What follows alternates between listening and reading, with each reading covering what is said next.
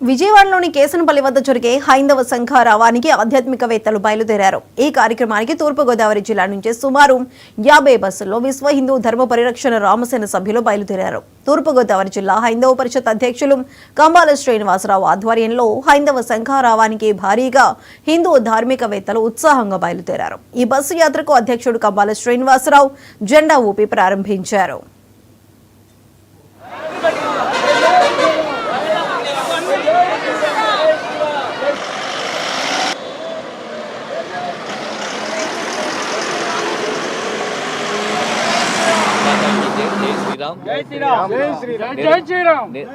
నేను మీ కంబాల శ్రీనివాసరావు విశ్వ హిందూ ధర్మ పరిరక్షణ రామసేన అధ్యక్షుడిగా మీకు అందరికీ సుపరిచితమే.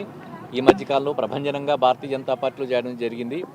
మేమంతా కూడా వర్షాల ప్రసాద్ గారు, అలాగే మా అయ్యప్ప, తామల రాంబాబు గారు, ఎన్నుకోట దొర గారు, జగన్నాథ్ పంతులు స్వామి వీరందరూ కూడా ఈ రోజున జనవరి 5 కేసరపల్లి విజయవాడకి మేమందరం కూడా హైందవ శంకారావం మీటింగ్కి మేము బయలుదేరాం. ఇది దాదాపుగా విశ్వ హిందూ పరిషత్ వాళ్ళు మా మీద చాలా నమ్మకంతో, వాళ్ళు చాలా సంతోషంతో మమ్మల్ని ఆహ్వానించి ఈ గురుతరమైన బాధ్యతను దాదాపుగా 40 నుంచి 50 బస్సుల దాకా వెళ్తున్నాయండి, ఈ బాధ్యతను మీరు స్వీకరించని చెప్పి చాలా మాకు ఆదేశాలు ఇవ్వడం జరిగింది.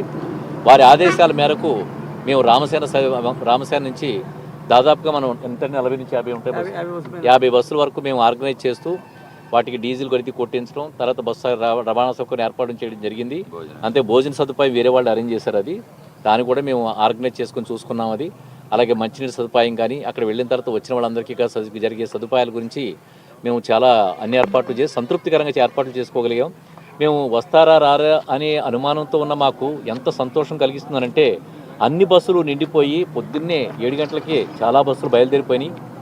ఇప్పుడు మన వెనకాల బస్సులని వరుసగా నిలబడ్డే బయలుదేరడం సిద్ధంగా ఉన్నాయి. ఇది మేము అన్నిటికన్నా చాలా మేము సాధించిన ఘన విజయం ఏంటంటే 2 సంవత్సరాలుగా రామసేన చేస్తున్న కార్యక్రమాలు చూసిన తర్వాత విశ్వ హిందూ పరిషత్ యొక్క అధిష్టానం మమ్మల్ని గుర్తించడం, మాకు ఈ గురుతరమైన బాధ్యత అప్పగించడం మేము చాలా గర్వంగా మేము ఫీల్ అవుతున్నాం. ఇది వారికి మేము మా ధన్యవాదాలు తెలుపుకుంటూ, ముఖ్యంగా ఈ యొక్క సమావేశానికి మేమందరూ వెళ్ళడం కారణం ఏంటంటే భారతదేశంలో ఎక్కడ చూసినా హిందువుల మీద జరుగుతున్న దాడుల మీద చాలా ఆవేదనతో ప్రతి హిందువు కూడా రగిలిపోతూ ఉన్నాడు.